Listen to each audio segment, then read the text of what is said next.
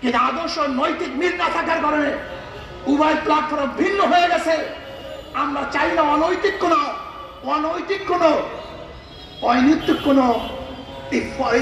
মানে লোক দেখানো কোন ঐক্য আমরা চাই না। আমরা চাই টেকসই স্থায়ী ঐক্য, যে ঐক্য হবে আর কোনোদিন ভাঙবে না, ফাটল হবে না। এর জন্য আমি জামাতকে বলবো, যদি আপনি মনে করেন আমাদেরকে কোন রকমের বুঝিয়ে শুনিয়ে বর্তমান নির্বাচনের এই তরি পাড়ি দিবেন, এটা আমাদের দ্বারা সম্ভব না। আপনারা আসুন, বসুন, হক্কানি ওলামায়ে কেরামের সাথে যে মতৈক্য আছে সেই মতৈক্যগুলি মিটিয়ে আমরা এমন টেকসই এক ঐক্যবদ্ধ হব যে ঐক্যবদ্ধ কেউ ভাঙতে পারবে না, কেউ চুটতে পারবে না। ইনশাআল্লাহ আগামী রাষ্ট্র হবে ইসলামের রাষ্ট্র। আসুন আমরা সম্মিলিত ভাবে ইসলামকে বাংলাদেশে প্রতিষ্ঠা করার জন্য চেষ্টা করব। ইসলাম প্রতিষ্ঠিত হলেই সমস্ত জাতি, সমস্ত ধর্ম নিরাপদ থাকবে। এবং সলিমুল্লাহ, নওয়াজ সলিমুল্লাহ ইউনিভার্সিটি প্রতিষ্ঠা করেছে, সেই নওয়াজ সলিমুল্লাহর জন্মবার্ষিকী, মৃত্যুবার্ষিকী ইউনিভার্সিটি প্রতিষ্ঠা হবে না, পালন হবে না, তাও আমরা চাই না। এখান থেকে বৈষম্য দূর করতে হবে। সব জায়গায় যে ধর্মের লোক যেই গোশ খায়, অনেক জায়গায় দেখা যায় গরুর গোশ খাইতে দেওয়া হয় না, এটা বৈষম্য। যেখানে গরুর গোশ খেতে পারবে খেতে দেন, আপনি যা ইচ্ছা কাচ্চেমের গোশ খান, কোনো সমস্যা নেই। কিন্তু খবরদার কেউ কাউকে বাধা দেওয়ার কোনো অধিকার নেই। আমরা সম্মিলিত ভাবে দেশটাকে গড়বো।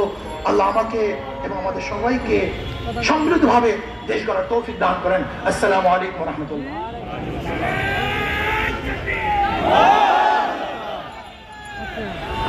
সংগ্রামী সাথী ও বন্ধুগণ, সমাবেশ মঞ্চে উপস্থিত হয়েছেন ইসলামী ছাত্র আন্দোলন বাংলাদেশের প্রতিষ্ঠাকালীন কেন্দ্রীয় সভাপতি মাওলানা নিয়ামতুল্লাহ আল ফরিদি। আমরা সমাবেশের পক্ষ থেকে আন্তরিক শুভেচ্ছা এবং মোবারকবাদ জানাচ্ছি। সংগ্রামী সাথী ও বন্ধুগণ, ভারতীয় পানি আগ্রাসনের প্রতিবাদ ও স্বৈরাচার বিরোধী আন্দোলনে গণহত্যার বিচারের দাবিতে ঐতিহাসিক ছাত্র সমাবেশে এ পর্যায়ে প্রধান অতিথির বক্তব্য রাখছেন ঐতিহাসিক টিপাইমুখ বাগ অভিমুখে লং মার্চের নেতৃত্ব দেয়া সংগ্রামী নেতা, বৈষম্য বিরোধী ছাত্র আন্দোলনের অন্যতম অভিভাবক, এদেশের মাটি ও মানুষের নেতা, বঙ্গ অভিভাবক মুফতি সৈয়দ মোহাম্মদ রেজাউল করিম পীর সাহেব চরমরাই। বক্তব্য রাখছেন মুফতি সৈয়দ মোহাম্মদ রেজাউল করিম পীর সাহেব চরমরাই।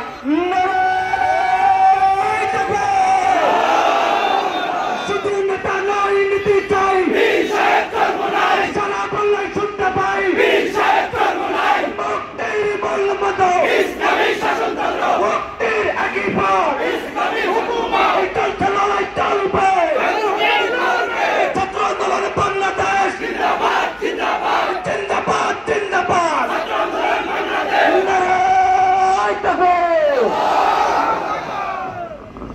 আলহামদুলিল্লাহি ওয়া কাফা ওয়া সালামুন আলা ইবাদিহি আল্লাযীনা ইসতাফা, আম্মা বা'দ। আউযু বিল্লাহি মিনাশ শাইতানির রাজীম। বিসমিল্লাহির রাহমানির রাহিম। যাহারাল ফাসাদু ফিল বাররি ওয়াল বাহরি বিমা কাসাবাত আইদিন নাস। সাদাকাল্লাহুল আলিয়্যুল আযীম। সবাই দুরূদ শরীফ পড়ি। আল্লাহুম্মা সাল্লি আলা সাইয়্যিদিনা وشفيعنا وحبيبنا ومولانا محمد صلى الله عليه وعلى آله وأصحابه وبارك وسلم। শুকরিয়া আদায় করছি মহান রব্বুল আলামিনের দরবারে। ইসলামী ছাত্র আন্দোলন বাংলাদেশ প্রতিষ্ঠা বার্ষিকী সম্মেলনে উপস্থিত হতে পেরে সবাই বলি আলহামদুলিল্লাহ।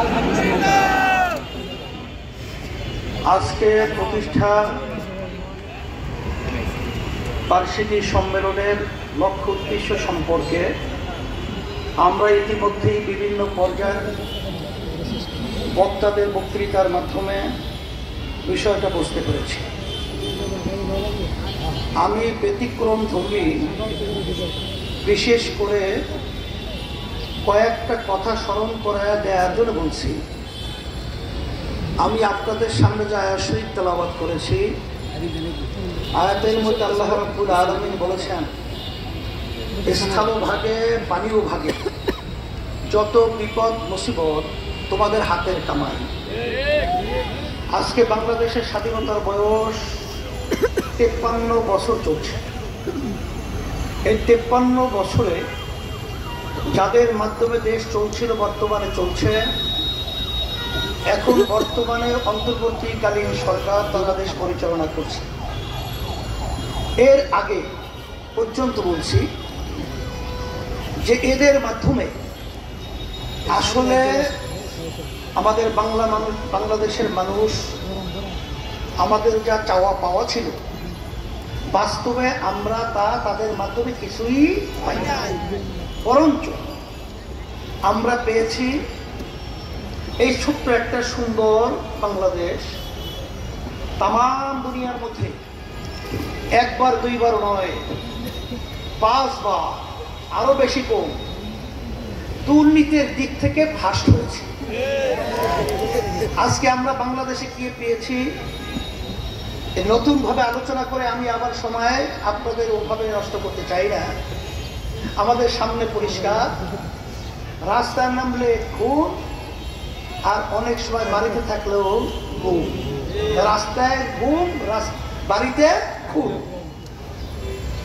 বিভিন্ন পর্যায়ে এই 16-17 বছরে প্রায় 625 জনের মতো মানুষ গুম হয়েছে। খুনের তো আর কোনো শেষ নাই। আর এই বাংলাদেশের মধ্যে আজকে আমরা বারবার বলছি, স্বাধীনতা আবার দ্বিতীয়বার আমরা অর্জন করেছি। এখন অনেকে প্রশ্ন করতে পারেন যে আমরা তো 53 বছর আগে দেশ স্বাধীন করেছিলাম, আবার নতুনভাবে স্বাধীনতা কি? আসলে বাস্তবতা হলো এই যে আসলে আমরা স্বাধীন দেশে বসবাস করেছি ঠিক, কিন্তু আমরা বাংলাদেশের মানুষ স্বাধীন ছিলাম না। এখন আল্লাহর খাস মেহেরবানি, এখন আমরা স্বাধীনতা দেশে বাস করছি, স্বাধীনভাবে কথা বলতে পারছি। এখন আমার কথা হলো এতটুকুই যে 53 বছর স্বাধীনতার বয়স হয়ে গেল, আর বিপদ আপদ মুসিবত আমাদের হাতের কামাই। আমরা যেন সামনে আবার আমাদের ভুল সিদ্ধান্তের মাধ্যমে আমরা যেন এই সুন্দর দেশটাকে আবার একদম পরাধীনতা এবং খুনিগুমি এবং চাঁদাবাজ সন্ত্রাসীদের হাতে আবার যেন আমাদের দেশটাকে তুলে না দেয়, এই কথা স্মরণ করে দেওয়ার জন্যই মূলত আমি প্রথমে আপনাদের সামনে কথাগুলো বলছি।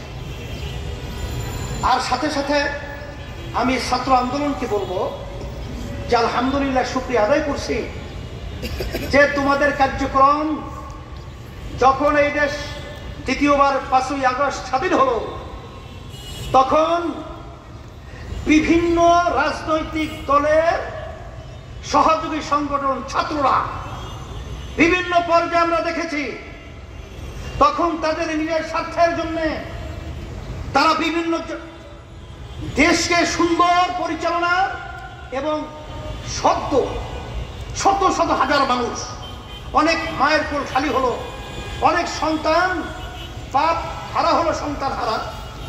মা যখন বলতেছিল কয়েকদিন পর্যন্ত আমার সন্তান আমাকে মা বলে ডাকছে না, সেই কথা ভুলে গিয়ে ওই স্বার্থান্বেষী মহল এই বাংলাদেশের বিভিন্ন পয়েন্টে চাঁদাবাজি, সন্ত্রাসী, জায়গা দখল, বিভিন্ন পর্যায়ে অশান্তি করে তুলে বাংলাদেশকে অস্থিতিশীল করার চেষ্টা করেছে।